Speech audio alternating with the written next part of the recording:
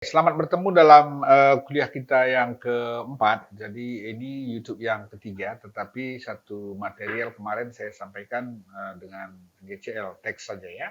Oke, kita mulai dengan YouTube yang ketiga dalam mata pelajaran pengembangan sumber daya air atau Water Resources Development. Kita mulai.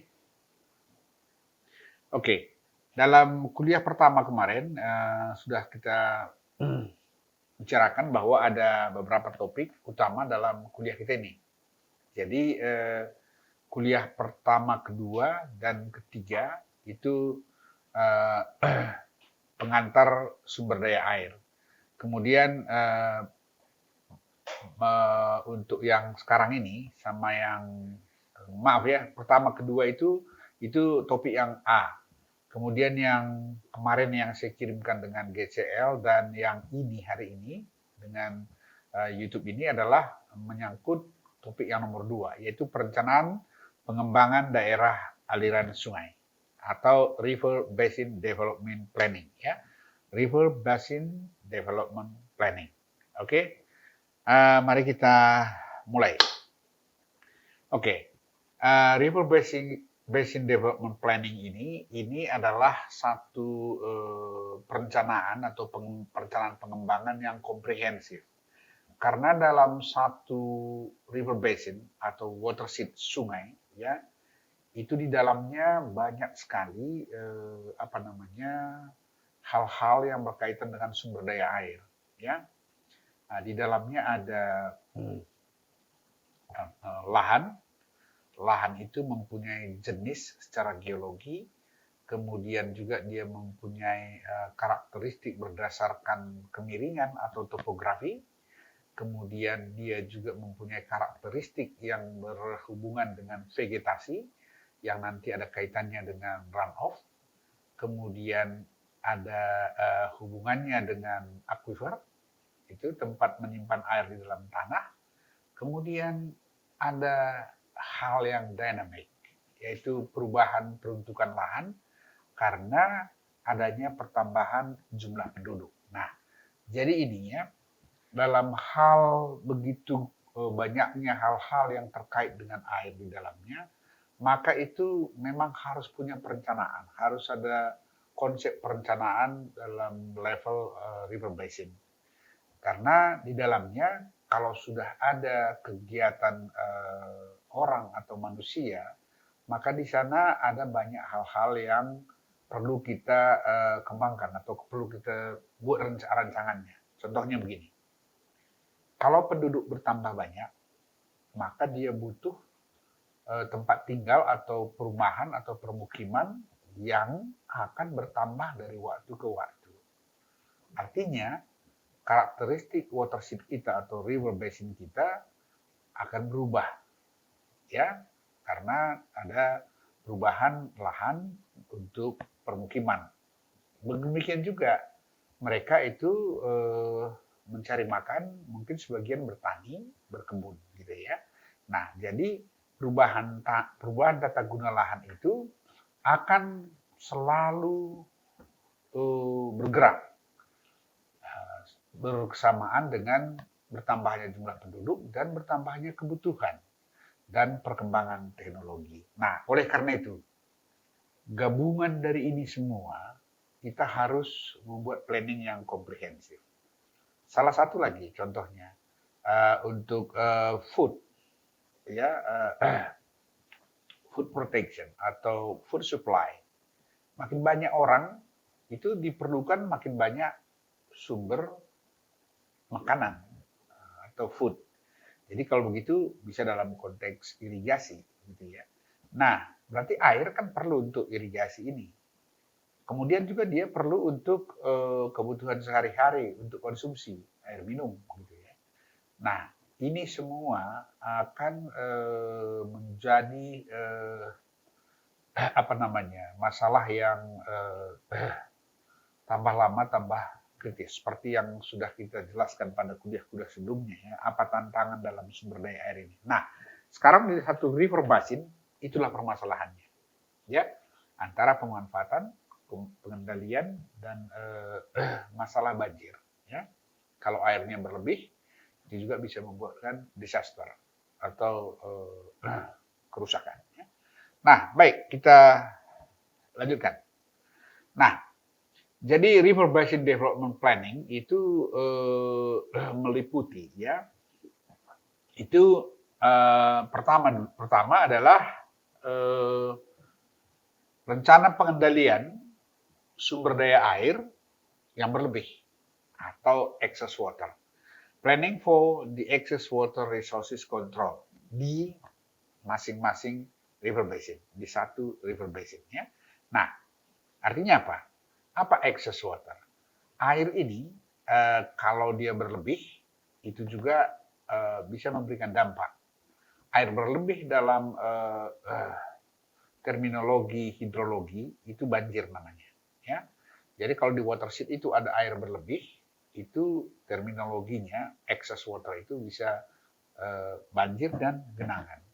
Nah, untuk ini harus diantisipasi, direncanakan.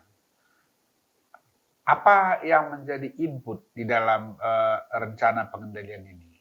Itu adalah data hidrologi dan data meteorologi. Ya, jadi ini harus dikumpulkan karena inilah merupakan raw data ya. Jadi ini aset. Jadi berdasarkan ini, kemudian kita kumpulkan lagi respons dari data meteorologi dan hidrologi ini. Data hidrologi yang kita utamakan adalah curah hujan, ya, dan iklimnya, keberadaannya, ya, hujan. Nah, respon dari tanah itu tergantung kepada jenis tanah dan vegetasinya.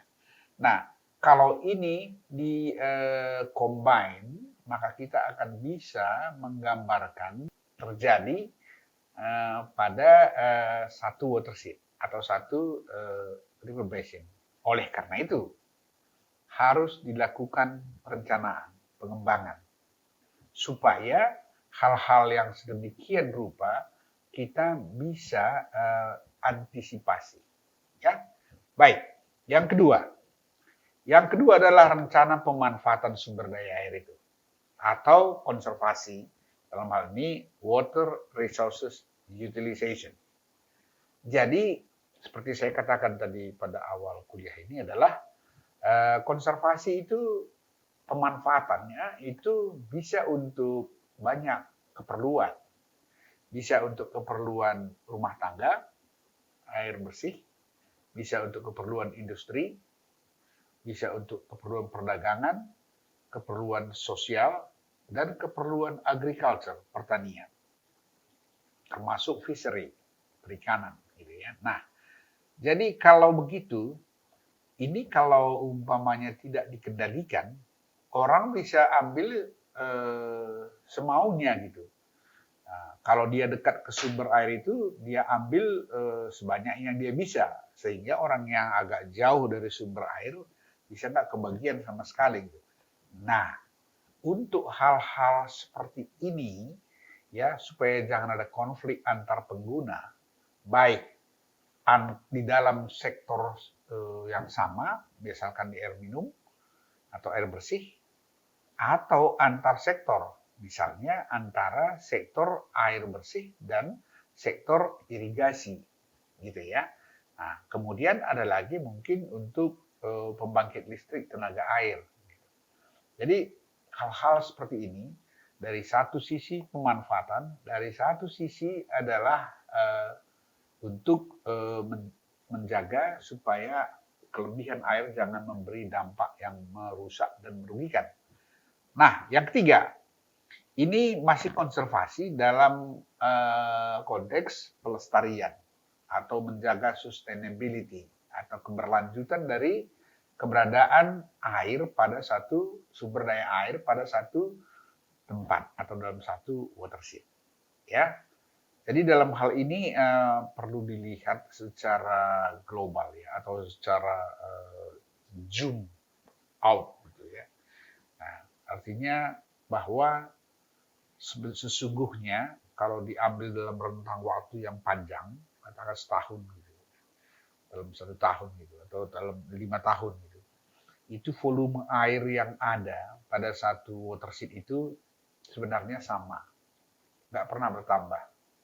Yang berubah itu adalah keberadaannya mungkin dari satu tempat ke tempat lain, tetapi secara overall itu tidak berubah.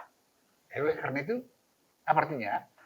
Artinya bahwa dalam satu river basin sudah tertentu kapasitas sumber daya airnya. Nah, dalam hal seperti ini, karena sudah tertentu kapasitasnya dalam rentang waktu atau ruang waktu, maka sesungguhnya ini tergantung. Mungkin saja dia terlalu banyak pada bulan tertentu dan bisa sangat sedikit pada bulan yang lain. Gitu. Nah, tapi kalau ditotalkan seluruhnya, mungkin volumenya sama saja. Gitu ya. Nah, hanya bulan-bulannya mungkin bergeser, volumenya berbeda dalam fungsi waktu. Nah, inilah yang harus ditata. Inilah yang harus dibuat rancangannya. Itulah yang kita sebut namanya pengembangan sumber daya air dalam level watershed atau dalam level river basin. Nah, kita lanjutkan ya. Nah, sekarang kita ambil topik yang pertama tadi.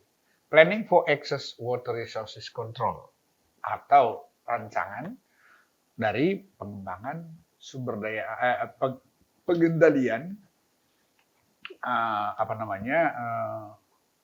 air yang berlebih. Atau dalam kata lain sebenarnya ini adalah mitigasi banjir, ya. Oke. Nah, Control of excess water resources. Artinya bagaimana pengendalian kelebihan sumber daya air pada suatu tertentu, pada tempat tertentu. Kemudian kira-kira apa-apa saja yang diperlukan untuk mengontrol atau mengendalikan dampak dari air yang berlebih tersebut. Oke, mari kita perhatikan ya. Itu yang pertama adalah membuat rencana pengendalian banjir atau flood mitigation. Ya. Nah, ini yang pertama yang perlu kita cermati bahwa kejadian itu ada. Jadi maksudnya begini ya. Kalau saya buat satu hidrograf ya, ini adalah debit satu sungai, ya, yaitu main river. Ini adalah T, gitu ya. Jadi ini debitnya kan bisa berfluktuasi begini dalam tahun pertama, kedua, ketiga gitu. Dalam fungsi T-nya itu adalah dalam tahun gitu ya. Nah, ini artinya apa? Kan ada saatnya dia kecil, ada saatnya dia besar gitu ya. Nah, jadi kalau umpamanya ya kita punya penampang sungai atau profil melintang sungai, ya mungkin profil melintang sungai kita misalkan begini gitu ya. Nah, ini mungkin kalau debit yang besar ini gitu ya, dia melimpah ini lewat tanggulnya ini. Kalau yang kecil kali mungkin dia ada di sini. Berarti ada masalah yang bisa terjadi, yaitu kalau ini melimpah, berarti daerah sekitarnya kan banjir kan gitu ya. Nah, oleh karena itu kita harus buat rancangan pengembangan development. Artinya macam mana? Kalau ini memang ada kecenderungan meningkat ya, Q maksimumnya meningkat. Artinya ada event-event tertentu yang debitnya besar gitu ya. Nah, kemudian ini mungkin membahayakan, jadi harus diperhitungkan bahwa dengan rancangan atau dengan perkiraan bahwa sampai batas yang ditentukan dalam perencanaan bahwa penggunaan lahan atau rencana umum tata ruang pada satu river basin sudah ditetapkan, maka itu adalah basis, dasar awal untuk kita bisa memahami respons antara curah hujan dengan runoff kan gitu kan. Ini curah hujan rainfall, ini adalah runoff ya. Runoff ini akan masuk ke sungai gitu ya. Nah, jadi inilah yang penting direncanakan supaya secara komprehensif berkenaan dengan sungai ini kita tahu apa yang harus dilakukan. Berkenaan dengan land use, apa yang harus kita lakukan. Berkenaan dengan daerah yang selalu kena banjir, apa yang kita lakukan. Nah, kemudian dengan cara seperti itu kita harus buat rancangannya. Itulah development. Jadi itu merupakan rancangannya. Kemudian yang kedua ya. Yang kedua adalah rencana pengembangan sistem drainase. Ini masih dalam excess water tadi ya. Nah, ini sering juga disebut namanya storm ya, storm water. Storm water itu limpasan hujan. Jadi kalau kita berada di daerah permukiman gitu ya, gitu, banyak rumah-rumah gitu ya, gitu. Ini umumnya air yang terinfiltrasi itu kecil, yang jadi runoff itu besar gitu ya. Ini adalah curah hujan air gitu. Nah, ini adalah tipologinya. Jadi terminologi drainase itu adalah untuk mengantisipasi ini jangan mengakibatkan genangan di kawasan permukiman. Nah, ini excess water-nya terjadi karena apa? Karena rumah-rumah ini ya sudah menggantikan rumput-rumput kemarin atau pohon-pohon kan gitu ya. Nah, itu kan nggak bisa kita hindari. Artinya berubahnya satu environment dari kondisi bervegetasi menjadi tidak bervegetasi itu adalah keadaan yang faktual apabila orang bertambah banyak.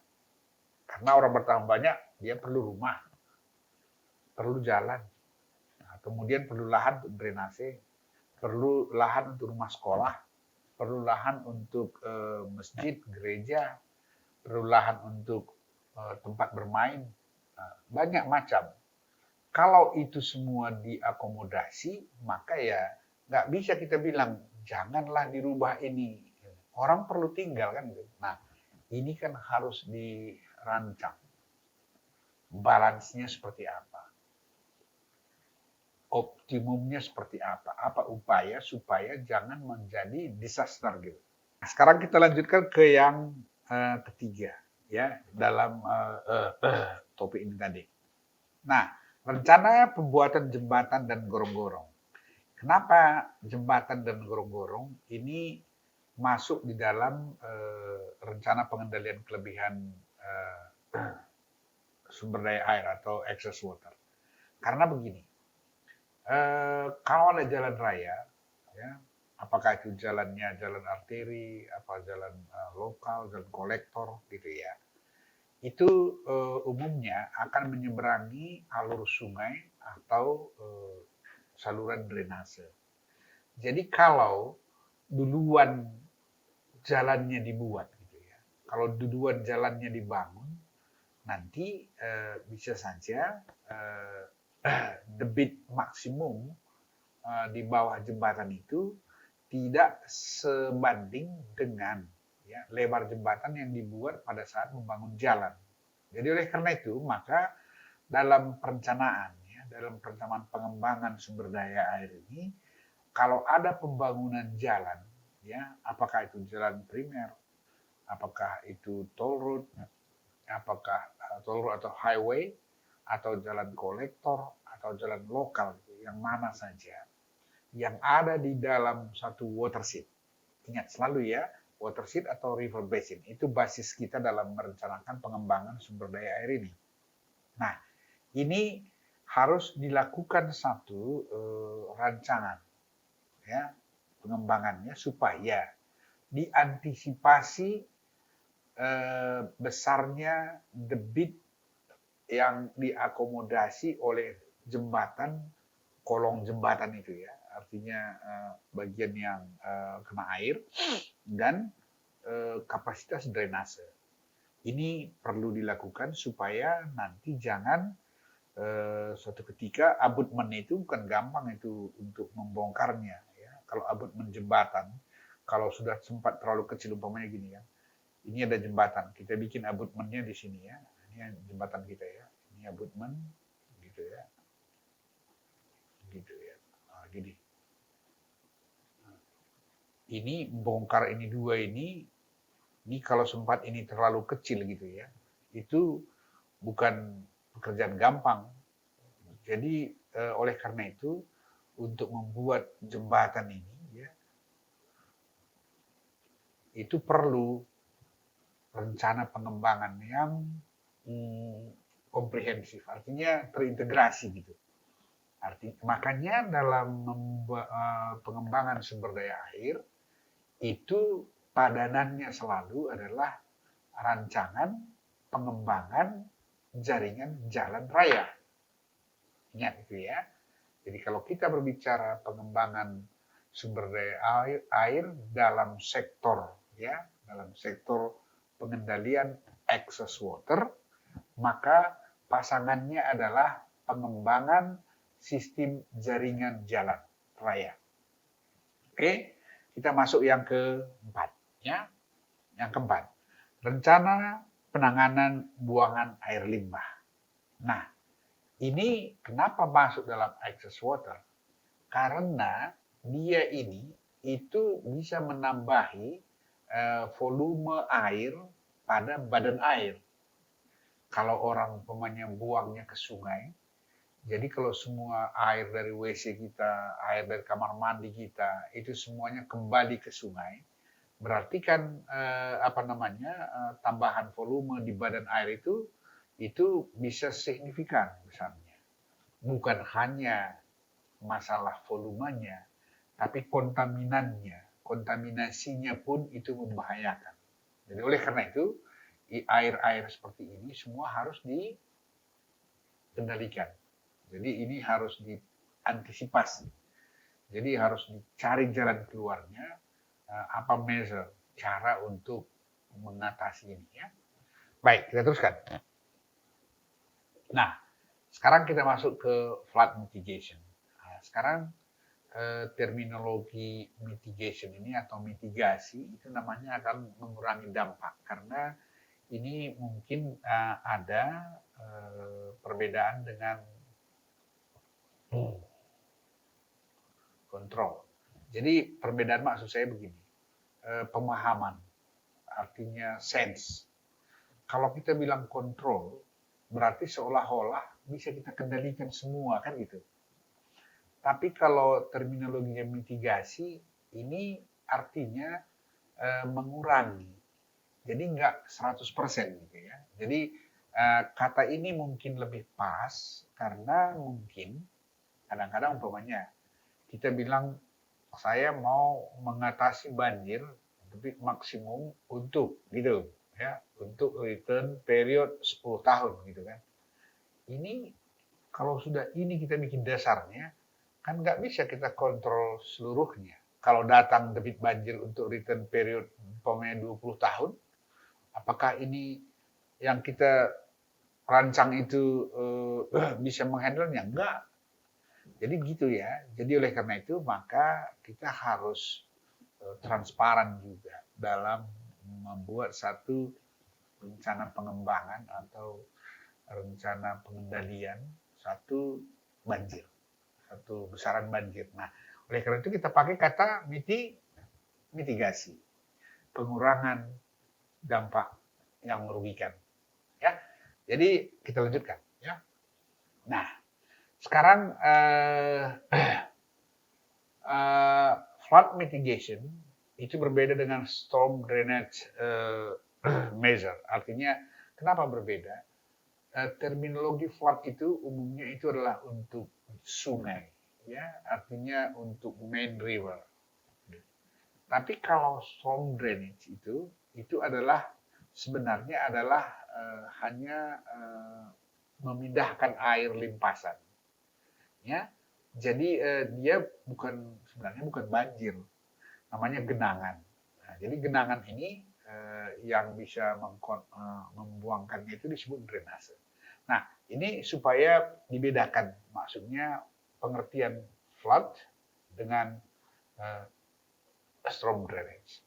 Nah, jadi seperti saya jelaskan sebelumnya tadi, kalau banjir itu umumnya adalah untuk sungai atau disebut juga sungai ini kadang-kadang major drain gitu ya. Nah, kalau drainage itu umumnya disebut minor drain. Gitu ya. Tapi itu dia. Baik ya. Jadi kalau begitu sudah tahu beda ini, maka cara penanganannya pun kalau kita berbicara drainase jangan bilang mitigasi drainase gitu. Ya. Flood dan storm drainage ini flood mitigation itu berbeda. Ya. Kemudian yang kedua, untuk menjelaskan yang di atas tadi ya, flood mitigation didasari oleh kondisi lapangan yang menunjukkan bahwa jarang pengendalian banjir, kontrol secara total, visible secara fisik. Ini sebenarnya yang saya sebutkan tadi. Bukan hanya masalah banjir itu tidak bisa ditangani, sebenarnya bisa. Contohnya begini ya, untuk return period 10 tahun dengan return period 1000 tahun gitu ya.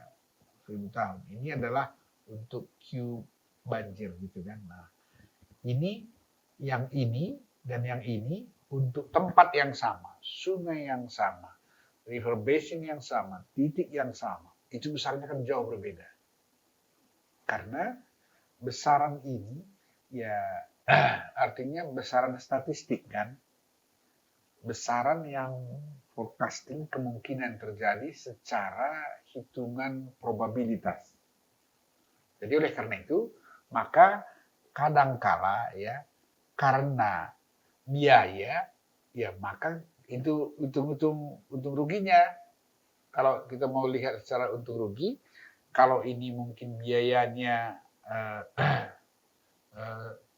miliar gitu ya, yang ini mungkin 10 miliar gitu. Nah, kalau begitu yang 1 miliar ini sebanding nggak dengan kerugian ya yang kita mau mitigate gitu. Yang ini mana gitu. Jadi kalau dia visible secara fisik dan secara ekonomi itu mungkin go. Kalau tidak, itulah menjadi pertimbangan.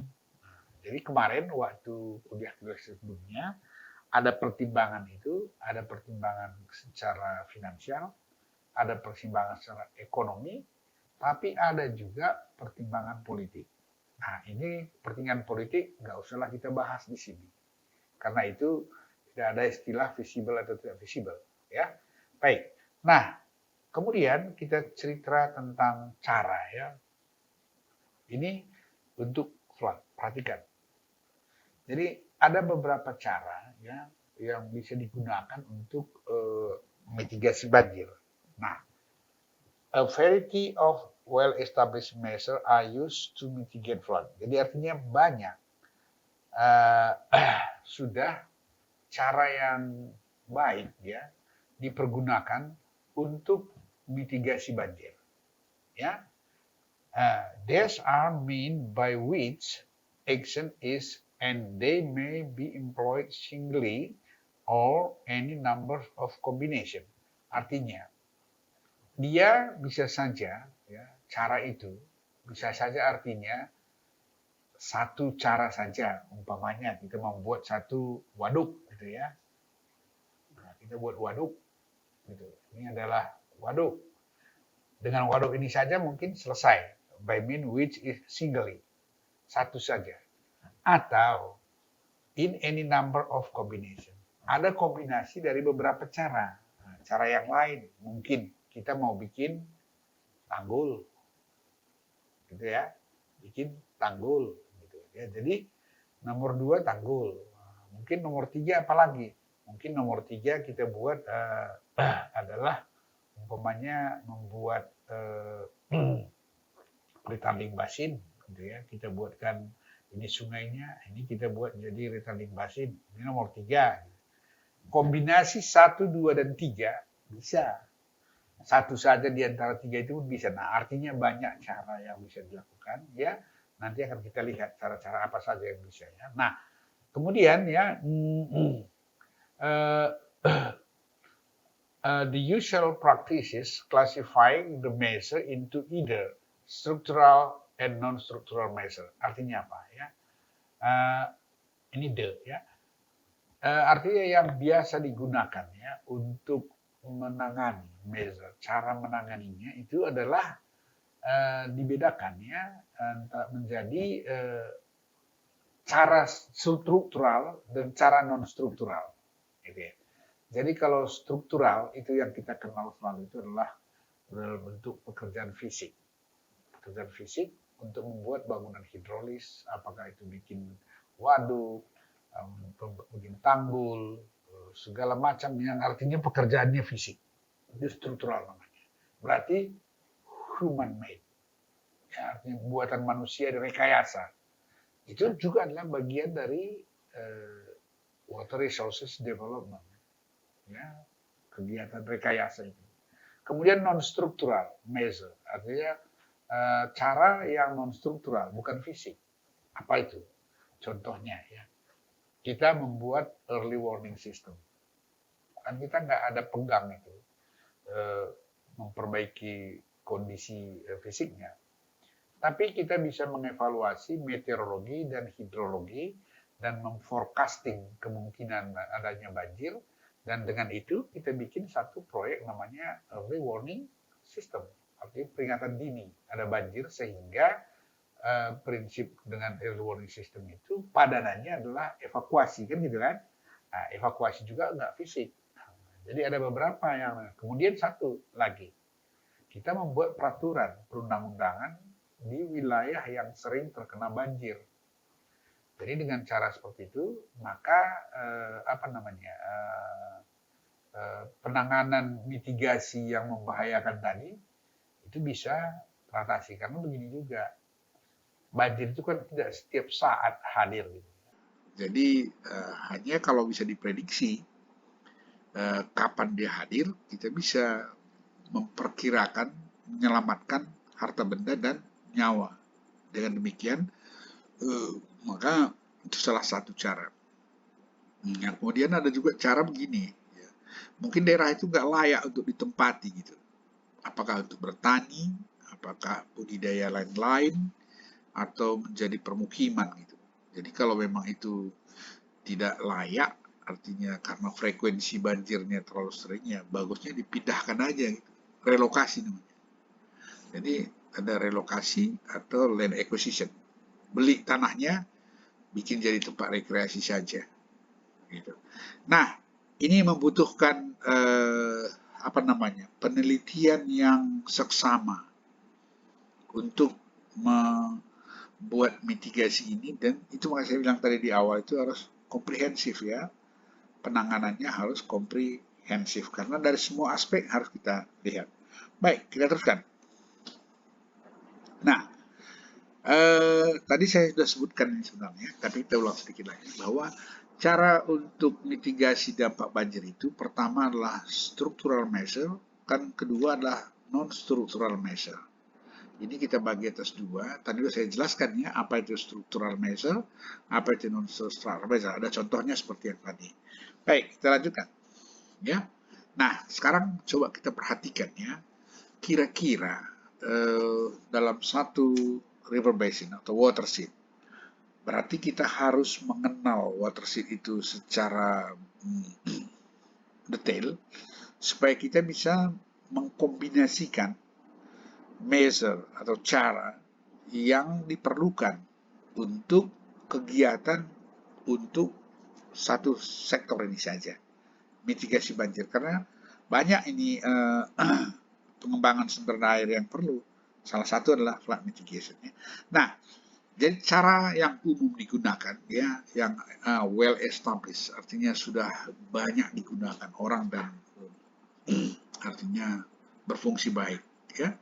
Itu salah satu cara-cara itu antara lain lainnya. Pertama, perhatikan ini, mengurangi peak flow dengan reservoir. Nah, kalau kita sudah berbicara reservoir, maka Anda harus mempunyai hydrograph. Ya, jadi hydrograph itu biasanya untuk waktu yang agak panjang, T-nya panjang gitu ya. Nah, jadi kalau umpamanya ada hydrograph ini umpamanya 1 tahun, 2 tahun, 3 tahun gitu ya. Nah, ini kan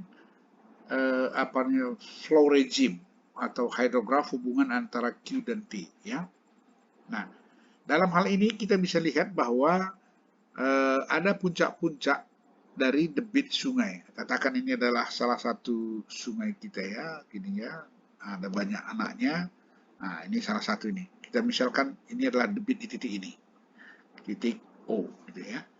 Nah, debitnya seperti ini, recordnya.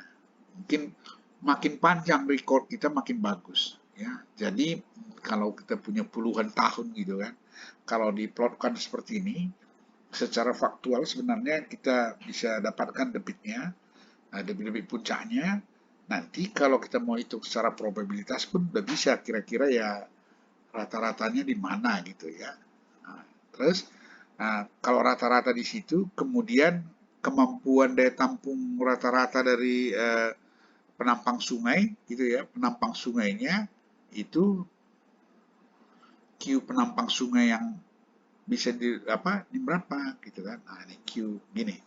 Nah, ini adalah merupakan satu metode yang pertama, yaitu di atas ini semua, ini ya, yang ada ini semua disimpan di dalam waduk gitu ya. Kalau ada rencana buat waduk gitu kan, nah gini, ini volumenya itu disimpan di sini, di waduk ini. Nah, volume ini semua apabila nanti ada debit yang kecil sekali di satu tempat, itu bisa dirilis gitu.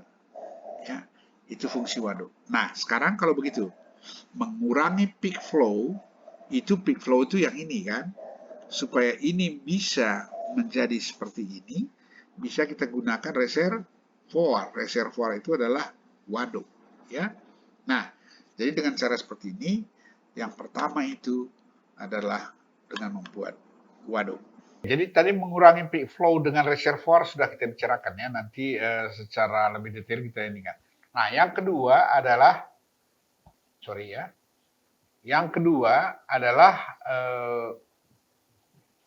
mengurangi aliran, mengurung aliran dengan membuat tanggul, konkrit, wall, conduit ya. Jadi artinya kalau ini alirannya ya kita bisa bikin tanggul, itu mengurung namanya ya, atau bikin wall kiri kanan. Nah, ini airnya bisa sampai di sini kita ikan ya. Nah, ini adalah cara untuk yang umum digunakan. Yang ketiga adalah mengurangi peak flow dengan meningkatkan kecepatan aliran. Itu biasanya river channel improvement. Jadi river channel improvement ini artinya N-nya dalam manning itu N-nya diperkecil sehingga V kan V sama dengan per N R pangkat 2/3 S pangkat setengah gitu kan. Nah, kalau ini makin kecil, velocity-nya makin besar. Oke. Nah, jadi ini caranya adalah dengan river channel improvement. Artinya apa? Kalau bentuk penampangnya nggak teratur gini, ya dibikin yang teratur gini. Sehingga dia N-nya menjadi lebih kecil. Oke. Nah, ini yang ketiga.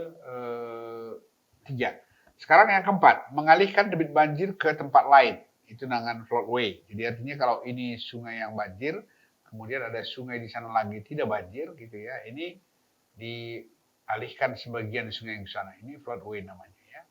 Nah, itu cara yang keempat.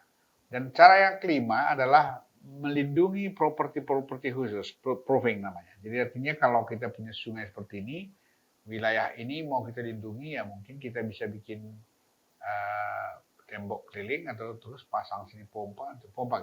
Nah, proofing.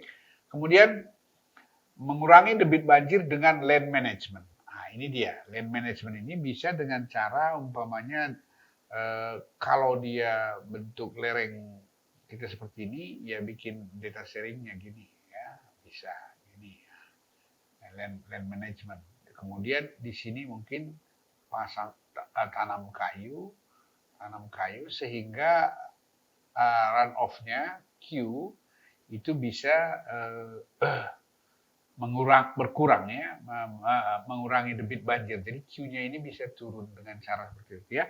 Kemudian penanganan darurat banjir, emergency like fighting. Jadi artinya begini, di samping sesuatu yang sifatnya permanen gitu ya, bisa dibuat temporary measure, cara yang insidensial.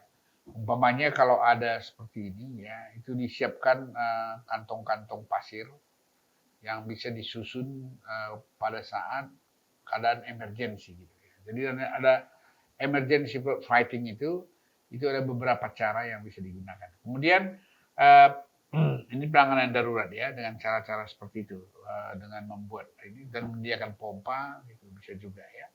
Nah, kemudian drainase, air limbah dan kanalisasi. Ini adalah cara fisik juga, tetapi ini adalah di daerah permukiman ya. Kemudian peningkatan perlindungan properti pada daerah genangan. Jadi proofing yang seperti yang ini juga tadi ya. Jadi artinya diadakan peningkatan. Nah, ini adalah cara-cara yang umum digunakan secara struktural. Artinya kita mengerjakan sesuatu dengan teknik sipil lah. Ya. Nah, kerjaan teknik sipil untuk membuat ini semua sehingga akses waternya tadi bisa dikurangi gitu ya. Jadi artinya makin besar volume yang mau kita debit yang mau kita protect gitu ya, maka makin besar biayanya.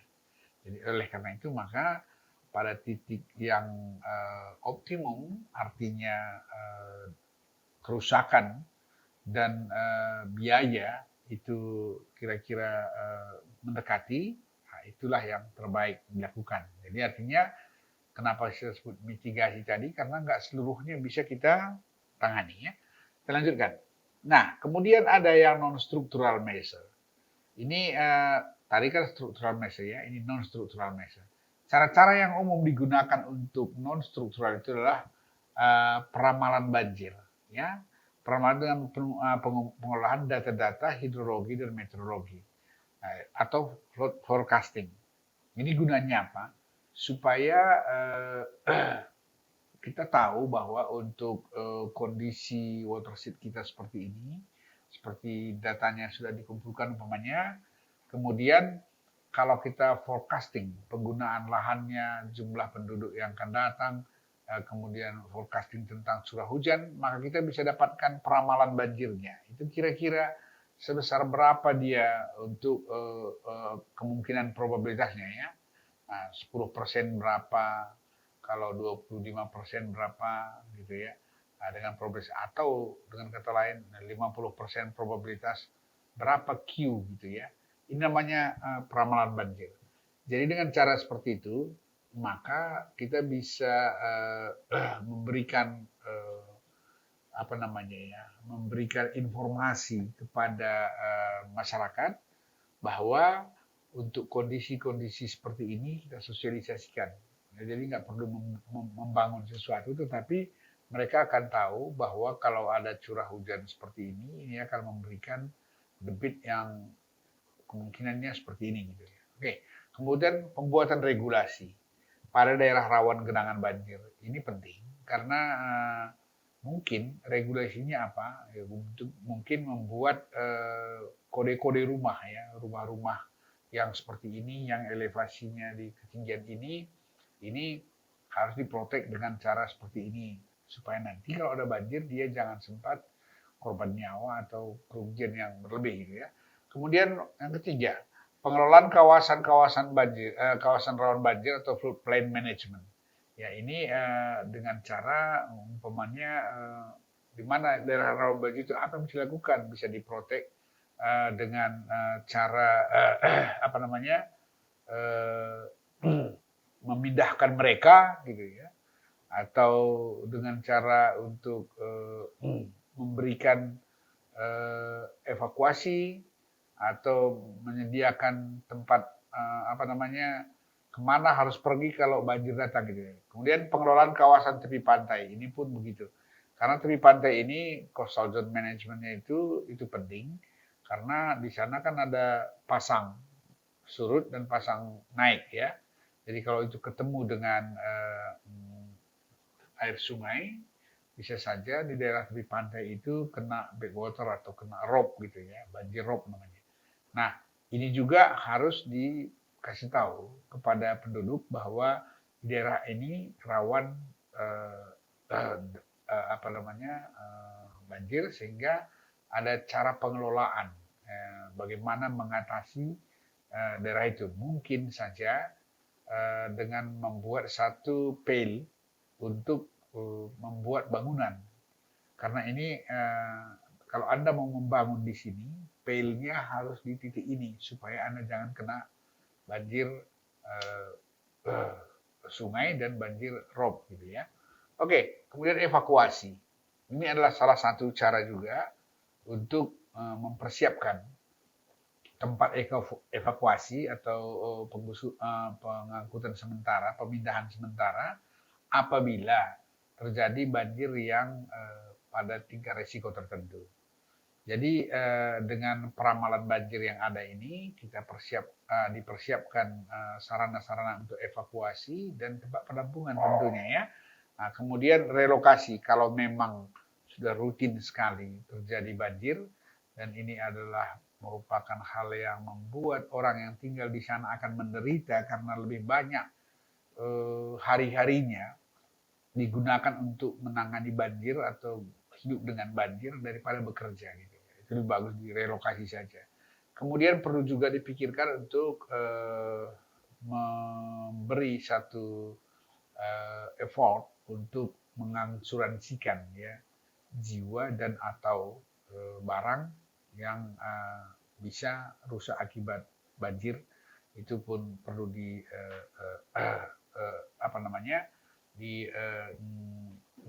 didorong.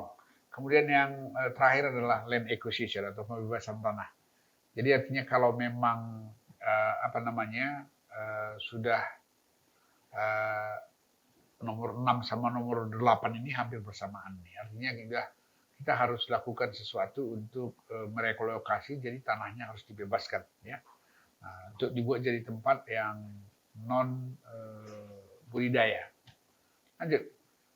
Nah, sekarang kita mulai dengan yang pertama tadi. Di structural measure tadi, itu ada yang pertama tadi, itu adalah penanganan banjir dengan menggunakan reservoir ya. Jadi yang fisik tadi ya, ini. Oke, ini dengan menggunakan reservoir ya. Ini. Nah, ini yang mau kita bicarakan untuk yang measure structural method ya. Structural method itu ini. Nah, jadi untuk reservoir itu misalkan ini adalah satu watershed ya, batas watershed. Kemudian di sini kita mau bangun satu reservoir atau waduk ini dia. Nah, jadi fungsi waduk ini adalah untuk menyimpan sejumlah volume air limpasan dengan aliran debit Q yang berlebih pada musim penghujan. Jadi artinya ada Q dari upstream ini ya, yang dari sini semua ini ya, dari sini ini limpasan namanya ya, limpasan itu total ini kita misalkan adalah Q ya. Pada musim penghujan itu kita tampung di satu waduk dengan volume seperti ini. Nah, kemudian mengeluarkannya pada musim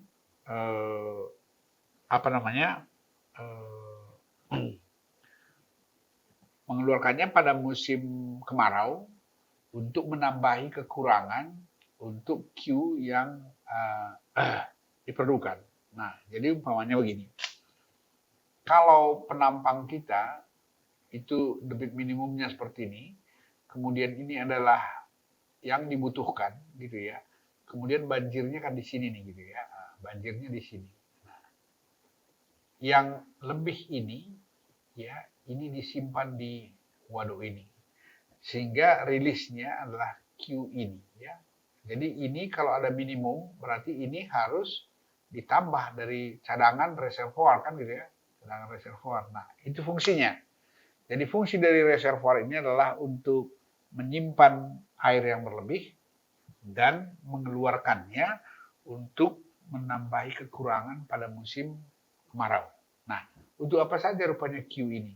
Jadi Q itu bisa untuk irigasi, bisa untuk water supply, bisa untuk PLTA, dan bisa untuk fishery gitu ya. Nah, jadi kalau ini di downstream ini sudah perlu, maka berarti ini kan harus kita penuhi yang diperlukan itu. Nah, kalau debitnya kurang seperti ini kan kita harus tambah. Yang kita tambah apa? Cadangan yang ada di reservoir ini. Nah, karena di reservoir ini juga ada juga volume minimum yang nggak bisa diambil gitu, umpamanya kan, nah, gitu ya. Nah, jadi itu fungsinya. Jadi reservoir itu gunanya adalah menampung air pada saat banyak dan merilisnya sesuai keperluan. Ya, baik. Lanjut. Nah, untuk ini tadi kan ada ininya. Kalau bendungnya tambah tinggi, ya ini A-nya tambah besar kan gitu kan. Nah, tapi kalau A-nya tambah besar, bendungnya tambah tinggi, biayanya tambah mahal. Nah, ini adalah hubungan antara jumlah areal yang tergenang akibat tinggi bendung tertentu dan hubungannya dengan volume ya artinya volume dari reservoir tersebut. Jadi di situ parameternya ada volume, H, dan A gitu kan. Nah, jadi ini ada titik optimumnya yang bisa kita ketemu di satu titik begini ya dengan menggambarkan grafik seperti ini. Nah, jadi kita ada volume ya, ada ketinggian bendung dan ada area ya. Area itu luas genangan yang tadi. Yang seperti ini, yang ini, ya yang ini. Nah, ini hanya dan itu satu lagi tadi adalah besarnya volume yang bisa ditampung ya. Jadi itu prinsipnya ada satu titik ya untuk setiap lokasi di mana kita tempatkan ada titik yang optimum ya di situ kita tempatkan. Kita teruskan ya. Nah sekarang ini yang saya ceritakan tadi. Kalau dalam reservoir ini, kalau inilah umpamanya daya dukung dari penampang kita yang di downstream dalam konteksnya dengan banjir ya. Nah, jadi dengan ini berarti ini adalah kapasitas maksimum yang diizinkan dan bisa memenuhi keperluan untuk yang kita perlukan ya. Jadi artinya bisa untuk umpama tadi air bersih, untuk irigasi, kemudian ada fishery, kemudian ada PLTA gitu ya. Nah, tapi maksimum dia adalah sebesar ini. Yang sisanya ini semua, ini yang di atas ini semua, itu kita simpan di reservoir. Nah, yang perlu didesain itu adalah yang ini. Q yang keluar ini. Nah, dalam slope ini, dalam gambar ini adalah merupakan mass curve dari apa yang kita perlukan, dari Q ini. Jadi artinya kalau umpamanya Q-nya perlu 1 meter kubik per hari gitu kan. Nah, jadi hari kedua udah 2 meter kubik. Jadi dia berbentuk garis lurus seperti ini kan. Nah, gambarkan mass curve grafik yang bengkok-bengkok ini semua. Kalau kita punya 10 tahun atau 5 tahun gitu, gambarkan dia. Maka kita akan dapat mass curve seperti ini, yang bengkok-bengkok ini. Berarti kan ada yang rendah, ada yang tinggi, ada puncaknya, ada ini. Nah, pindahkan garis yang ini, ya, ini sejajar dengan ini, ya, sejajar dengan ini, maka kita akan dapatkan mana lebih besar ini dari ini volume reservoir yang diperlukan. Gitu.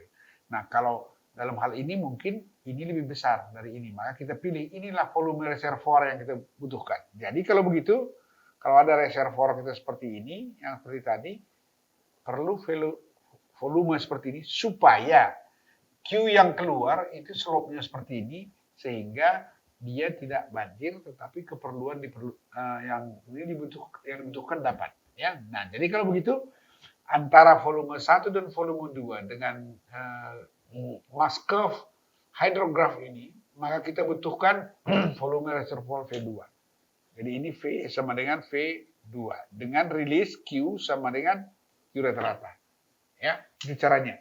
Jadi dengan cara seperti ini maka kita bisa mendesain keperluan itu. Jadi kalau kita ada punya watershed, kita mau merancang satu waduk atau reservoir untuk mengoptimalkan ya, pemanfaatan air dan memenuhi keperluan, maka rancangan pengembangannya salah satu adalah untuk mitigasi banjir dengan cara seperti ini, maka debit yang keluar itu sudah bisa dikurangi. Ya. Baik. Nah, sekarang kalau kita perhatikan ya reservoir ini secara lebih detail, maka dia simulasinya atau model matematisnya adalah seperti ini. Nah, perhatikan ya, ini adalah reservoir kita, bendung, dan ini adalah volume yang ada dalam reservoir tadi ya. Nah, di sini biasanya yang perlu didefinisikan itu adalah berapa minimum water level. Artinya itu minimum water level berapa, tetapkan. Kemudian ada buffer water level, artinya begini.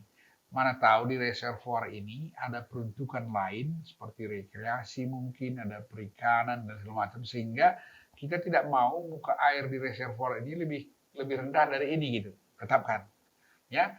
Jadi dua ini ditetapkan dari mulai referensi yang kita gunakan. Nah, sekarang kalau demikian volume reservoir yang bisa kita gunakan kan hanya VT ini. Jadi VT yang dimaksud di sini adalah variasi volume yang bisa kita pakai untuk mensubsidi keperluan Q tadi. Ya. Kalau ada Q yang diperlukan sebesar ini tadi, jadi yang bisa kita gunakan adalah cadangan ini. Ya. Jadi dengan demikian sesungguhnya adalah Q itu kan sama dengan volume dibagi T. Jadi artinya kalau dalam 1 bulan umpamanya, kita dalam 1 bulan mau mengeluarkan Q sebesar ini, gitu ya. Tetap sebesar Q, gitu umpamanya kan. Ini dalam 30 hari. Gitu. Nah, ini kan volumenya berapa kita harus ambil dari VT ini supaya dia Q yang ini bisa kita penuhi, gitu ya. Nah, oleh karena itu Q yang ini, yang kita buat ini tidak boleh lebih besar dari daya tampung penampang ini kan gitu kan. Sehingga dia tidak banjir, keperluan bisa dipenuhi. Nah, jadi dengan cara seperti ini, kita rancanglah berapa VT-nya. Jadi apa yang menentukan VT itu? Itu adalah tinggi H dan luas A dari ini sehingga kita dapat volume. Karena volume itulah yang akan bisa menderivasi debit seperti ini. Ya. Nah, sekali lagi ya, dalam model matematik ya dari reservoir ini modelnya itu adalah persamaan ini. Ya.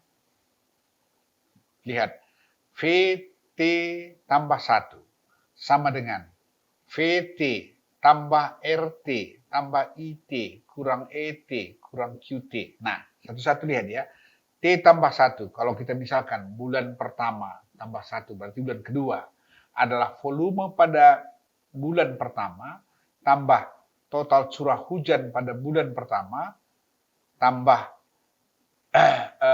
runoff pada bulan pertama, dikurang evapotranspirasi di bulan pertama, tambah debit yang dikeluarkan pada bulan pertama.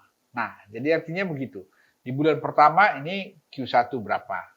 Keperlukan. Jadi ini modelnya seperti itu. Nanti kan bulan kedua dia kan volume yang ini kan volume yang bulan pertamanya gitu ya. Jadi apa namanya? Ini jadi VT-nya T-nya kan sama dengan 1 tambah 1 V2. Kalau yang ketiga 2 tambah 1 3 ya. Jadi dia nanti jadi model terus sampai ke bulan Desember.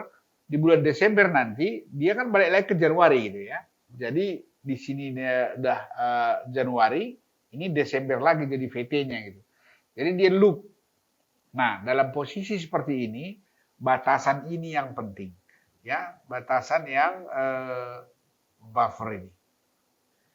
Dalam seluruh keadaan, dalam seluruh keadaan dari mulai Januari sampai Desember disimulasi dengan model ini, dia itu elevasinya atau VT-nya tidak boleh melewati ambang ini, atau VT-nya harus lebih besar dari 0. Karena ini kita anggap di sini sudah VT sama dengan 0 gitu ya. Nah, jadi ini di sini sama dengan 0, itu berarti sudah sampai di buffer ya. Nah, untuk itu ya, untuk model ini kita lihat di tabel ini ya. Perhatikan. Ini adalah pada saat awal ya, bulan pertama itu adalah V1 sama dengan V buffer. Jadi artinya itu 0 lah itu ya. Kemudian V2 adalah V1 tambah IT tambah R1 kurang IT kurang N0 seperti yang tadi. Nah, ini VT ya, VT tambah 1 sama dengan VT tambah IT tambah IT. Jadi ingat sekali lagi ya, IT itu adalah inflow, kemudian RT itu adalah rainfall, kemudian Q itu adalah debit yang dikeluarkan, ini adalah evaporasi dari bendung itu. Nah, dari reservoir itu. E3, V3, ini jadi V2, I2 dan seterusnya ya, sampai ke bulan Desember. Kalau kita buat simulasinya adalah per volume per 1 bulan, ya. Nah, jadi di sini dapat V12 karena udah Desember ya. Nah, kemudian V12 ini harus di loop ke atas, dia balik lagi ke sini, itu berubah menjadi di sini V12-nya. Tadi V1, pada Januari, 1 itu Januari, sama dengan volume pada bulan Desember, penguapan di bulan Desember dan seterusnya. Ini disimulasi syaratnya adalah tidak boleh dia muka airnya lebih kecil dari buffer. Nah, jadi kalau begitu apa? Kebijakan pengembangan ini adalah tetapkan besar Q keluar setiap bulannya rata-rata berapa, supaya kita mendapatkan volume yang bisa memenuhi itu.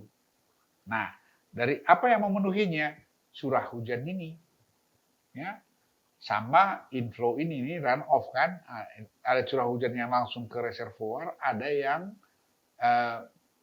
dari curah hujan yang jatuh di watershed masuk ke sana gitu kan. Nah, ini adalah cara yang perlu kumpul data meteorologinya, data hidrologinya, dan data fisik bentuk alam yang bisa membuat waduk ini, yang artinya bisa membuat diempang dan tidak menenggelamkan pertanian atau perumahan penduduk, tetapi dia cukup aman dan tidak bocor kemana-mana gitu ya. Nah, ini saya kira cara yang pertama untuk mengurangi debit maksimum. Ya, jadi artinya dengan adanya ini, maka pada prinsipnya sebenarnya adalah kita sudah mendapatkan satu cara untuk mengatasi supaya debit maksimum yang terjadi pada sebuah alur sungai ya yang seperti ini ya,